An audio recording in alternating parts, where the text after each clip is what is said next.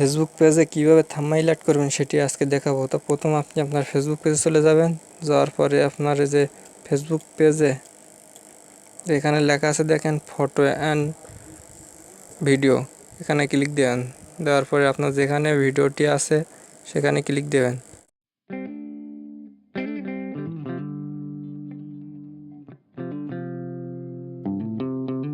তারপর এখানে টাইটেল লিখে দেবেন, ভিডিও অপশন, যে ভিডিও অপশনের উপর ক্লিক দিয়ে দেবেন।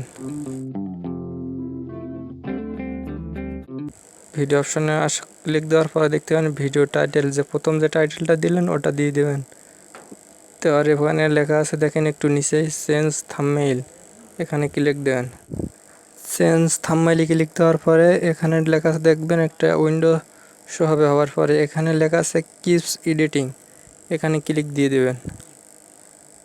এখানে ক্লিক দেওয়ার পরে আপনার একটু নিচে স্ক্রল করবেন, করার পরে লেখা আসবেন দেখেন আপলোড ইমেজ, এখানে ক্লিক দিয়ে দেবেন। ক্লিক দেওয়ার পরে এখানে আপলোড ইমেজ লেখা আছে, এখানে ক্লিক দেবেন।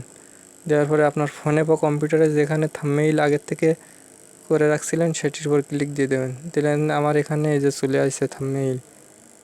এবার এখানে নিচে সেভিংসে ক্লিক দেবেন, তারপর নেক্সট অপশান আসবে নিচে, নেক্সটে ক্লিক দিয়ে দেবেন।